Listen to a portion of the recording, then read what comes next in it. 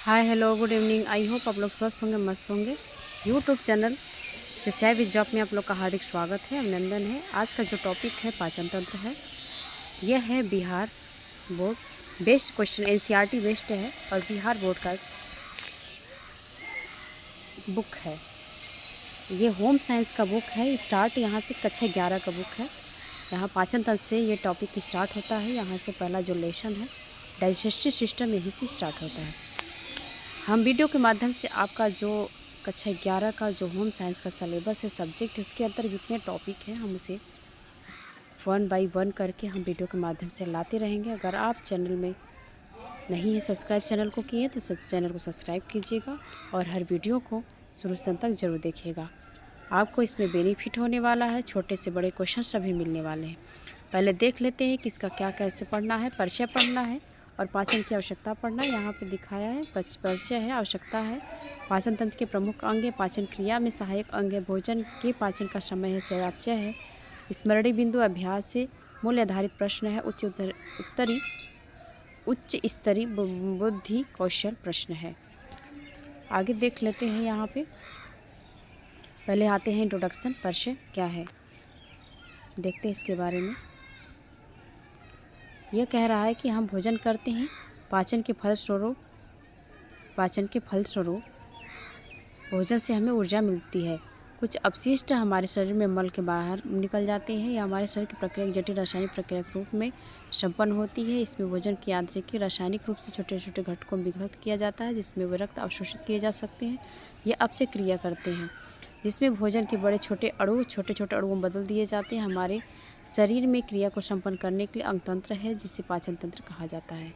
इसमें ये कहने का मतलब ये बताया जा रहा है कि जब हम भोजन करते हैं तो मुख के माध्यम से जब हम भोजन को लेते हैं तो छोटे छोटे कणों में हम अपने मुंह में ही तोड़ देते हैं।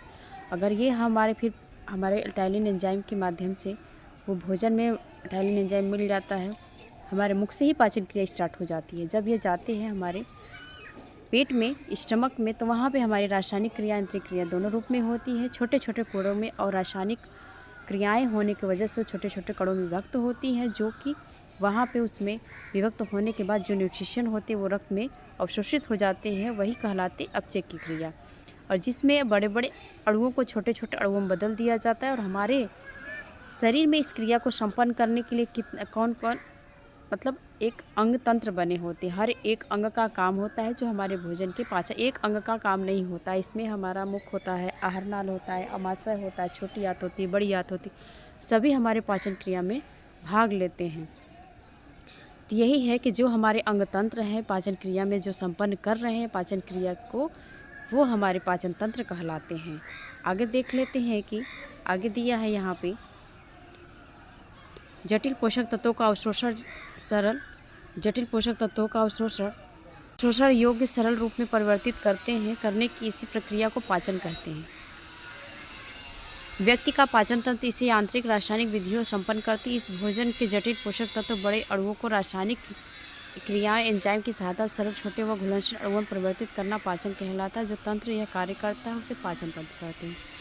जैसे कि जब उसमें क्या होता है कि जो पोषक तत्व होते हैं हमारे ब्लड में अवशोषित हो जाते हैं और हमारा जो पानी होता है जाकर बड़ी आंत में अवशोषित हो जाता है। व्यक्ति का जो पाचन तंत्र रासायनिक और यांत्रिक विधियों से संपन्न होते हैं और हमारा जो भोजन होता है पहले वो जटिल रूपों में होता है, फिर वो छोटे छोटे रूपों में टूटते हैं और रासायनिक क्रिया और एंजाइम्स इसमें सहायता करते हैं अपने, और छोटे छोटे कणों में वो घुल जाते हैं, परिवर्तित हो जाते हैं, जो कि हमारे पाचन क्रिया के अंतर्गत आते हैं या पाचन कहलाते हैं। यह तंत्र कार्य करते हैं जो कि पाचन तंत्र जो हमारे होते हैं सभी पाचन तंत्र इसमें मिलकर कार्य करते हैं। आगे है कि पाचन नली कुछ सहायक अंगों पाचन की नली में होने वाली विभिन्न पाचन गतियों सामूहिक नाम है। मानव शरीर पर तापमान का प्रभाव नहीं पड़ता है। सामान्य तौर पर मानव शरीर में हमेशा कितना 97% से लेकर 98.4 डिग्री फ़ारेनहाइट तापमान रहता है, क्योंकि रक्त के भोजन रस का विभिन्न अवयवों में हमेशा ज्वलन होता है। इसी का प्रकार हृदय, मस्तिष्क, स्नायु आदि अवयवों को कार्य की ओर उत्प्रेरित करने की शक्ति भोजन से ही प्राप्त होती है।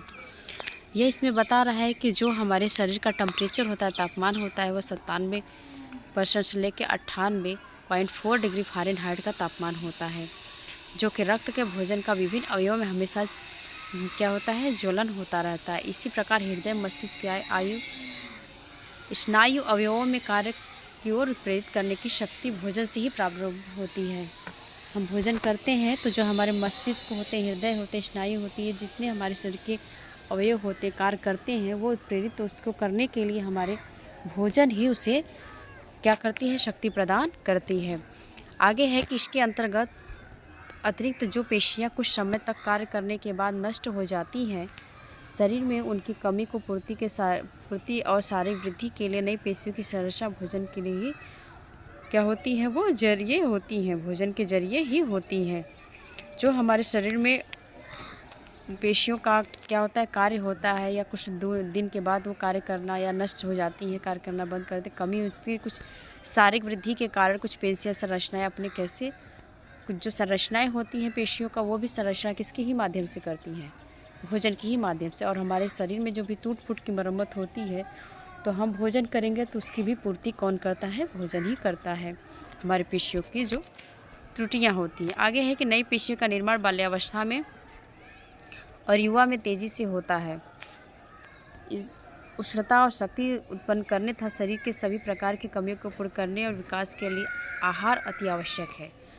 यही है, इसमें बताया गया है कि नई पेशियों का या जो टिश्यूज होते हैं उनका जो निर्माण होता है, देखिए कुछ सेल्स होते हैं वो क्या टिश्यूज मरते रहते हैं, कुछ नए बनते रहते हैं, हमारे शरीर में टूट फूट की मरम्मत होती रहती है, तो वो प्रोटीन करता है। लेकिन वही कह रहा है कि अगर हमारे टूट फूट की मरम्मत, अगर पेशियों की मरम्मत कौन करता है, नई नई पेशियाँ अगर बन रही हैं तो उसे कौन करेगा, तो हमारे एक तरह से भोजन के ही माध्यम से न्यूट्रिशन मिलता है, तो भोजन ही कर रहा है। और बाल्यावस्था और युवावस्था में तेज़ी से होता है क्या, नई पेशियों का निर्माण और शक्ति उत्पन्न करने तथा शरीर के प्रकार की कमियों को पूर्ण करने तथा विकास के लिए अति आवश्यक, हमें क्या अति आवश्यक है, आहार। हमारे शरीर के विकास के लिए और वृद्धि के लिए हमें आहार लेना अति आवश्यक है कि भोजन के संपूर्ण पाचन में निम्नलिखित 3 प्रकार की क्रियाएं होती हैं। निम्नलिखित कितने प्रकार की क्रियाएं होती है, प्रमुख 3 प्रकार की होती है, वो देख लेते कौन कौन से। इसमें है भोजन का पाचन। पहले भोजन के पाचन के बारे में पढ़ लेते हैं। भोजन का पाचन, डाइजेशन ऑफ फूड, खाए हुए अविलेय ठोस भोजन को अघुलनशील और अवशोषणीय रूप में परिवर्तित करना ही भोजन का पाचन कहलाता है। कह रहा है कि जब हम भोजन करते हैं तो अविलेय ठोस होते हैं, इसमें मिले हुए कुछ नहीं होते हैं, वह ठोस होते हैं भोजन, और अघुलनशील होते हैं, घुले हुए नहीं होते हैं, मतलब अवशोषित भी नहीं हुए होते हैं। तो परिवर्तित करना ही भोजन का पाचन, उसी को अवशोषित करने के योग्य बनाना, घुलनशील के योग्य बनाना, विलय के योग्य बनाना ही जो हमारा उस समय क्रिया होता है पाचन का, वही भोजन का पाचन कहलाता है। आगे है कि भोजन का अवशोषण अथवा स्वांगीकरण। सेकेंड ऑप्शन है भोजन का अवशोषण और स्वांगीकरण। हम इसको देख लेते हैं कि भोजन का अवशोषण स्वांगीकरण क्या होता है। एब्सॉर्बेशन और एसिमिलेशन ऑफ फूड, पचे हुए भोजन का शरीर के रक्त से मिल जाना ही भोजन का अवशोषण स्वांगीकरण कहलाता है। जब हम भोजन करते हैं तो जो छोटे छोटे टुकड़ों में बट के भोजन जाते हैं, उसमें रासायनिक और यांत्रिक क्रियाएं होती हैं, और उसी के बाद जब हमारा भोजन पचने के बाद जो न्यूट्रिशन रक्त में मिल जाता है, वही होता है अवशोषण और स्वांगीकरण की प्रक्रिया कहलाता है। आगे है तीसरा ऑप्शन है विकार और विसर्जन। विकार और विसर्जन की प्रक्रिया हम बोल रहा है, तो इसमें क्या है, विकार और इजेशन और यहाँ पर लिखा है कि भोज्य पदार्थों के बिना पचे अंश शरीर का से बाहर निकालना ही विकार का विसर्जन कहलाता है। भोज्य पदार्थ के बिना पचे अंश का शरीर से बाहर निकालना ही विकार का विसर्जन कहलाता है। जब हम भोजन करते हैं बिना पचे, जब अंश बाहर आ जाता है, बिना पचे हमारा भोजन जब बाहर आ जाता है, तो वह क्या होता है, विकार का विसर्जन प्रक्रिया कहलाता है। आगे देख लेते हैं पाचन की आवश्यकता। पाचन की आवश्यकता हमें क्यों होती है, नीड ऑफ डाइजेशन, क्यों होती है हमें पाचन की आवश्यकता, इसके बारे में देख लेते हैं। भोजन क्या है, भोजन यहाँ पे जैविक क्रियाओं के लिए ऊर्जा का स्रोत है। प्राणियों के शरीर को जीवित तथा स्वस्थ रखने के लिए वायु और जल के अतिरिक्त भोजन नितांत आवश्यक है। शरीर में प्रतिरक्षक 2 क्रियाएं होती हैं। प्रथम आंतरिक क्रिया जैसे हृदय की धड़कन, पाचन, स्वास्थ्य की क्रियाएं आदि। द्वितीय बाह्य क्रियाएं जैसे चलना, दौड़ना, बोलना आदि। इन विभिन्न कार्यों को पूर्ति हेतु पेशियां कार्यरत होती हैं। सिकुड़ता है तथा सिकुड़ने की गति यथेष्ट मात्रा में ऊतकों कोशिकाएं घिसती व टूटती हैं। इसकी कमी को पूर्ण करने हेतु भोजन का परम आवश्यक है। क्यों भोजन हमारे लिए आवश्यक है?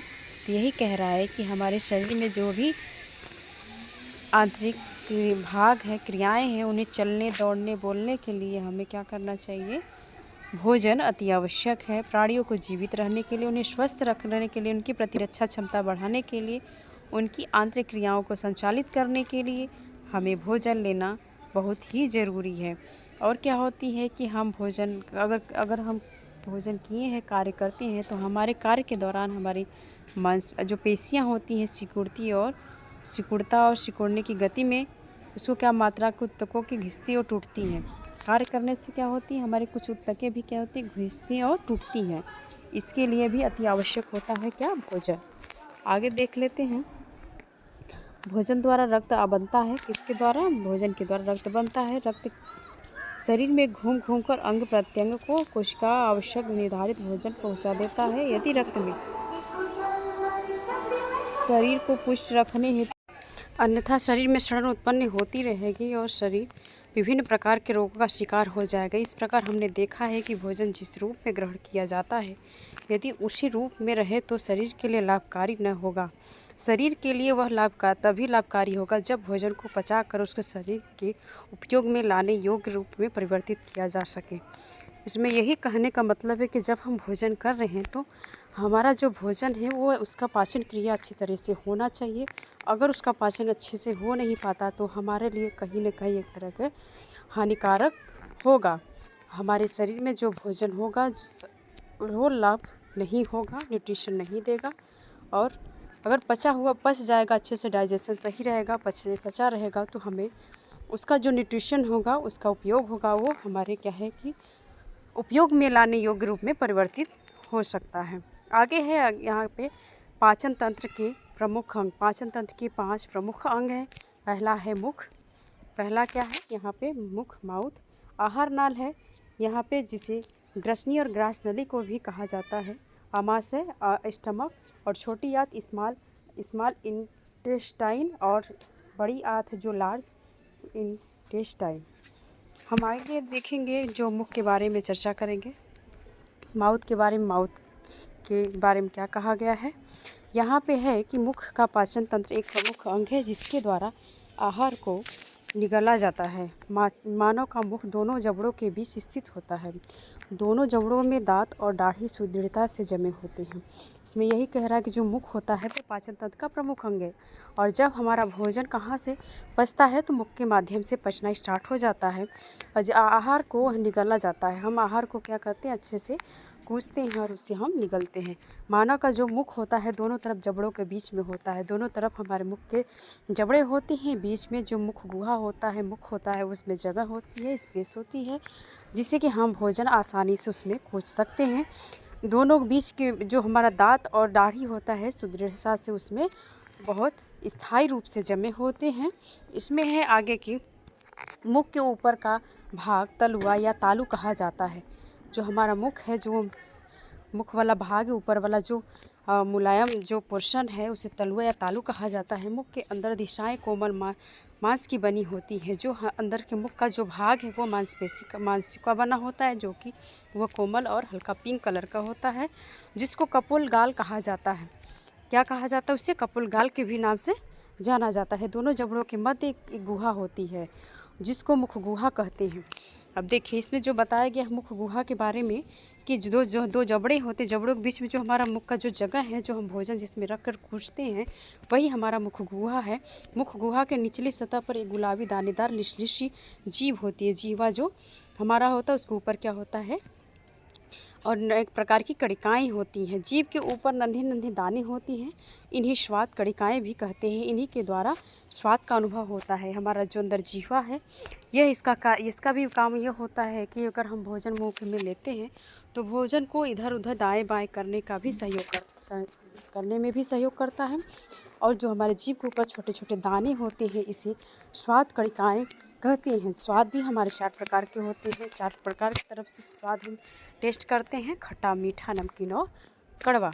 आगे देखते हैं कि इसमें है बताया गया मुख के प्रमुख भाग। हमारे जो मुख है उसके कौन कौन से भाग होते हैं। तो मुख के अंदर हमारे भाग होते हैं होठ। कौन से भाग है यहाँ पे? होठ है, जीभ है, दाँत है। 3 भाग बताए गए हैं, कौन कौन से? लिप्स और टंग और टीथ। आगे देखते हैं पहले मुख इसके जो भाग है, पहला होठ के बारे में। होठ के बारे में क्या बताया गया है यहाँ पे है कि होठ भोजन के पाचन में विशेष योगदान देते हैं। ये मुख द्वार है जो भोजन के मुख में आते समय खुल जाते हैं तथा भोजन के मुंह में जाने के बाद बंद हो जाते हैं। यह यहाँ पे बताया गया कि जो होठ है और होठ का जो पाचन है, ये विशिष्ट योगदान देते हैं। सही बात है, जब भोजन करते हैं तो इसमें हमारा जो होठ है भोजन करने या खाने में बहुत ज़्यादा विशिष्ट भूमिका निभाता है। भोजन के मुख में आते ही समय खुल जाता है। जब हमारे मुख के पास भोजन जाता है तो हमारा होठ खुल जाता है, तब भोजन में जाने के बाद मुंह बंद हो जाए, होठ बंद हो जाते हैं। जब भोजन चबाया जाता है तो बंद हो जाते हैं। होठ के ऊपर पतली गुलाबी श्लेष्मिक झिल्ली होती है। जो हमारे ऊपर जो मुलायम होठ के ऊपर दिखता है, ये कैसा होता है? एक श्लेष्मिक झिल्ली होती है जो गुलाबी रंग के आवरण से घिरा हुआ होता है। आगे है कि इसमें कि ये कोमल मांस तंतुओं के बने होते हैं। नेत्रावस्था से ये बंद रहते हैं।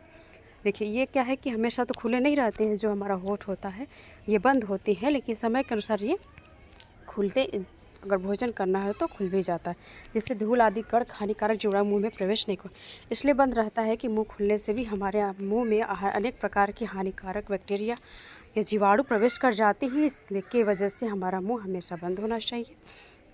किसी कार्य के दौरान खुला, जैसे कि आप खाना वाना खा रहे हैं तो उसके दौरान खुला होना चाहिए। मतलब मुंह में अगर भोजन जा रहा है तो होठ खुल जाते हैं।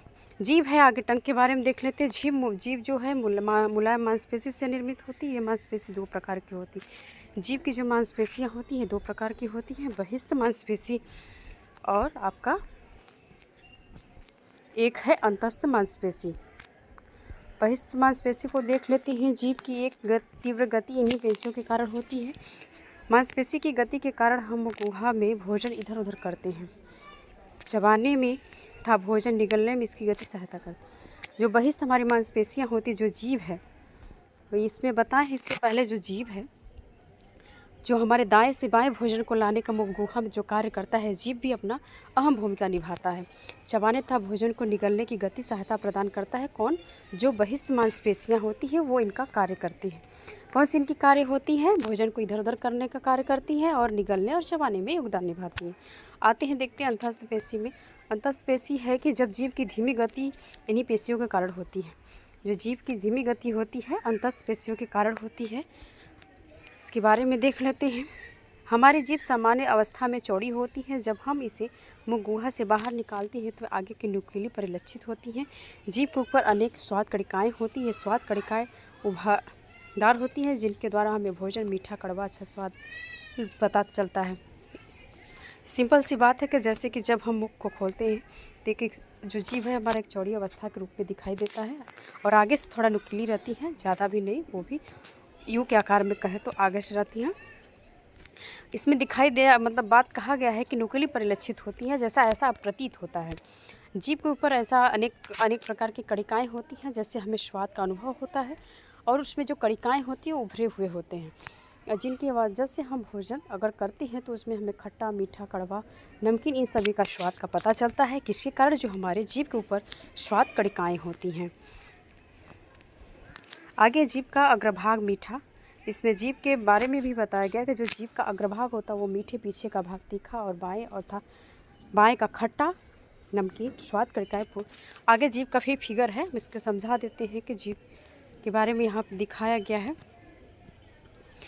कि कौन कौन से इसमें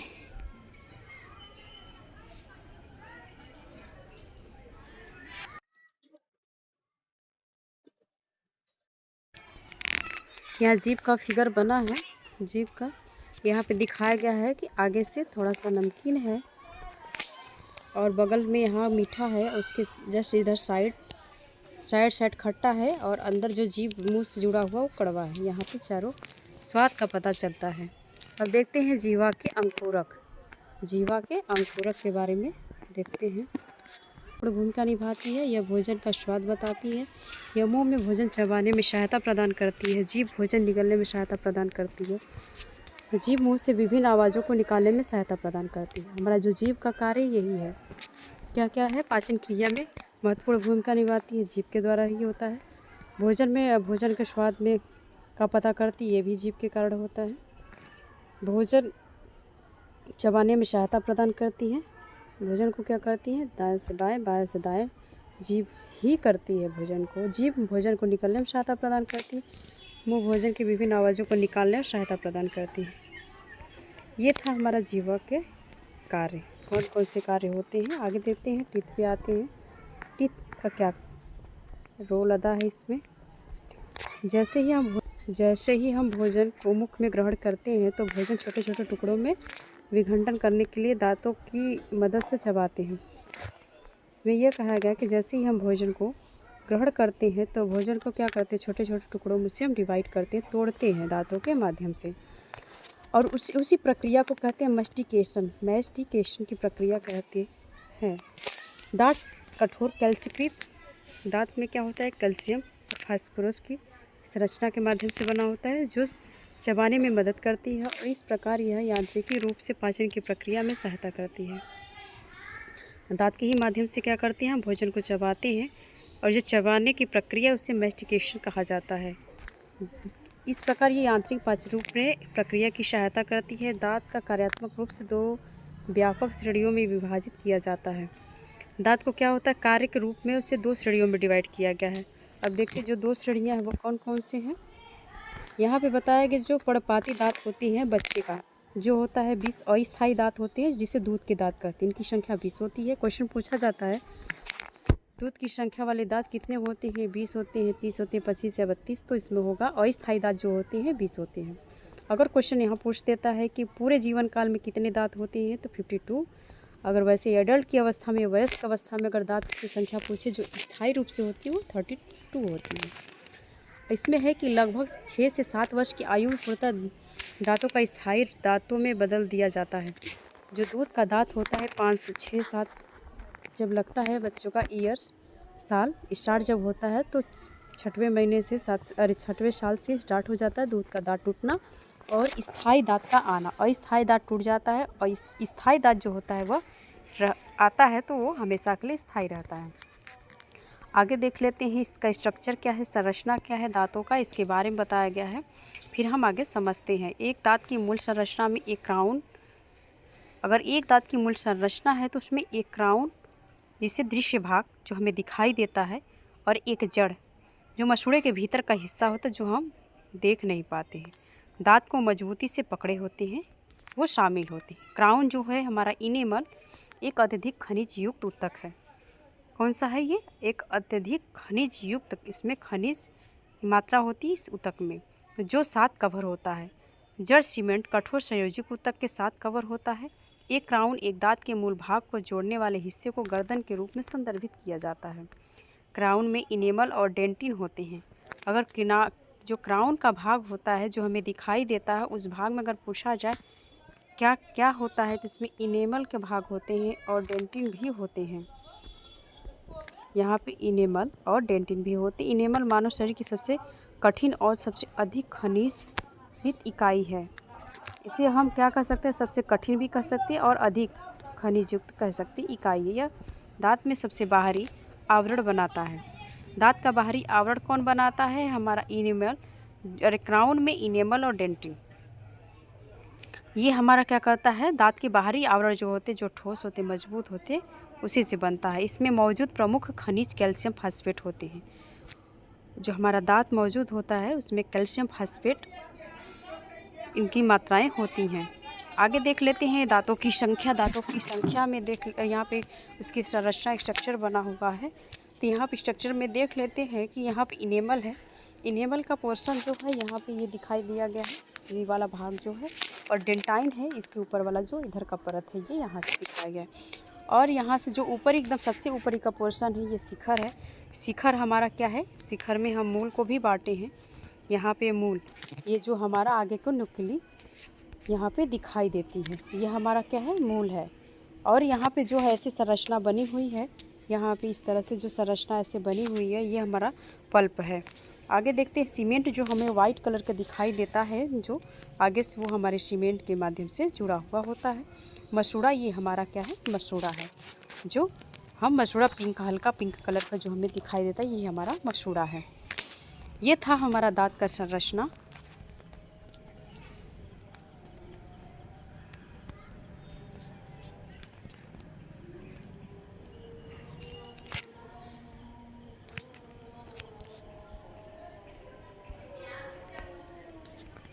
अब देख लेते हैं दांतों की रचना। दांतों की रचना में देखते हैं कि डेंटिन क्या कह रहा है कि हड्डी की तरह एक कठोर संयोजी ऊतक है। डेंटिन क्या है, यह एक तरह का संयोजी ऊतक है, हड्डी की तरह जो कठोर होती है, संयोजी ऊतक। इनेमल के नीचे मौजूद परत होती है, जो हमारा इनेमल है उसी के नीचे वो मौजूद होती है, एक तरह की वो परत होती है। दांत का सबसे ज़्यादा भाग डेंटिन कवर करता है। अगर पूछा जाए दांत में सबसे ज़्यादा जो भाग कवर करने वाला और सबसे ज़्यादा कौन सा भाग कवर करता है, वो है डेंटिन कवर करता है। डेंटिन यह लुगदी, जिसे लुगदी में एक नरम संयोजी ऊतक जिसमें रक्त वाहिकाएँ और दांतों की नसें तक होती हैं। जो लुगदी की बात हो रही है, इसमें क्या होता है, एक नरम संयोजी ऊतक होता है जो हमारी रक्त वाहिकाएँ दांतों की नसें तक पहुँचाती हैं, और वह किससे घिरा होता है, लुगदी से घिरा हुआ होता है। जो डेंटिन कवर करता है ना, वह एक प्रकार के लुगदियों से घिरा हुआ होता है, ये इसमें कहना चाहता है। आगे देख लेते हैं, है कि लुगदी ऊतक, यहाँ पे है कि लुगदी ऊतक डेंटिन और सीमेंट अंदर से जड़ को कवर करते हैं, और जड़ को परिदंतिका लिगामेंट, विशेष रूप से संयोजी ऊतक फाइबर के रूप में के जरिए डेंटिन एल्वियोलम अस्थि निर्मित सॉकेट के रूप में नाड़ी और रक्त वाहिकाएँ मौजूद होती हैं, और पल्प टिश्यू में प्रवेश करती हैं और एपिकल फोरामेन के माध्यम से बाहर निकलती हैं। ये था हमारे दांत की संरचना और रचना। आगे है दांत के प्रकार और उनके कार्य।